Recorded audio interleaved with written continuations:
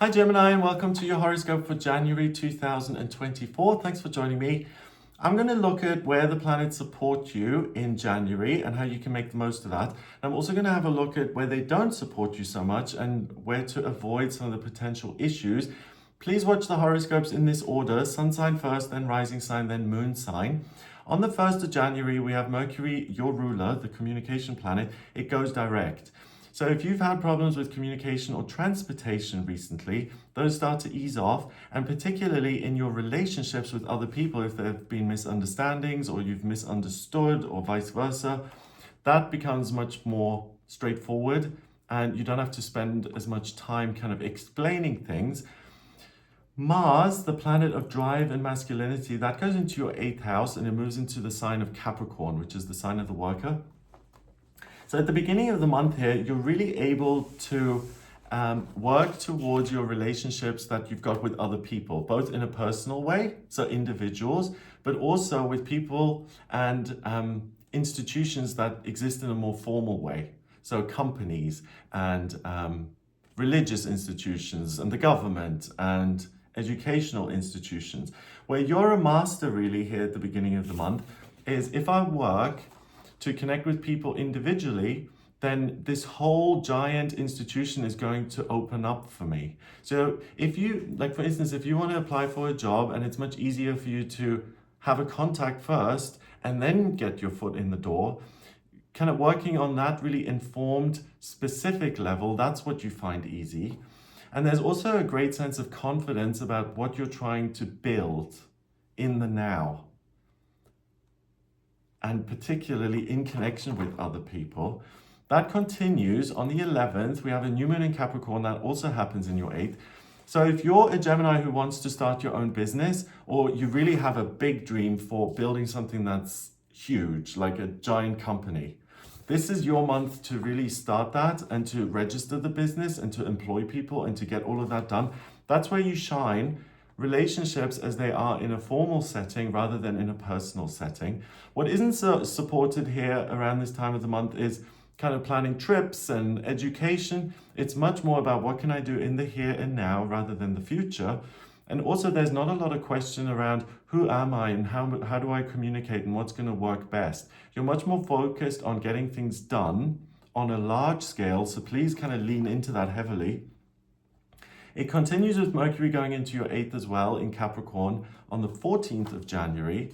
So it's really big business. The 8th house is associated with what's hidden and groups of people and transformation and death and rebirth. So how can you reinvent yourself in work, and particularly for those Geminis who want to be self-employed and create big business, but also in terms of how do I exist here within this institution, and does the role or the identity that I have here, does that still suit me and do I still enjoy this? If that is not the case, you'll be able to alter that easily.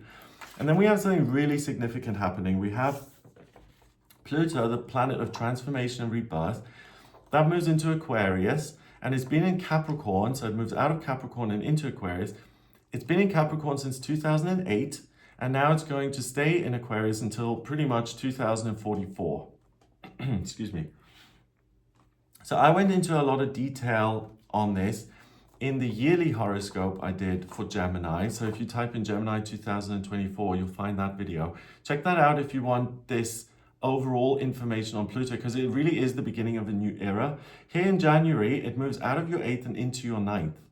And now where you're supported at the end of the month, where you hadn't been prior to this, is how do I take my ideas and how do I grow them on a massive scale?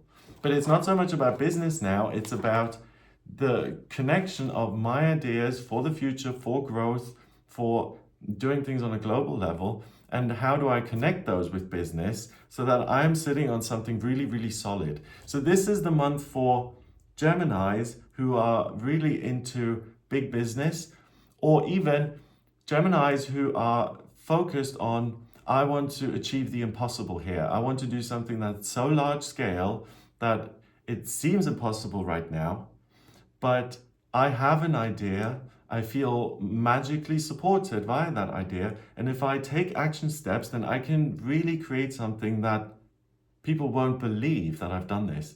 So you have amazing self-belief. The scope of your vision for the future is unbelievably large. And what supports you in that is that you're realistic at the same time and you're like, I'm willing to do the work here. It's really fabulous. So think big. On the 21st as well, we have the sun going into Aquarius in your ninth. So it's now all about how do I connect with the public and how do I take my ideas, which are going to be helpful, and how do I get other people to pay attention to those? How do I get people to know that I exist? How do I get investment? How do I get other companies to support this project so that it is big from the get-go? So even if you haven't got a lot of experience with that, you switch gears into this like CEO mode and you're able to not ignore the details, but the details are super easy for you.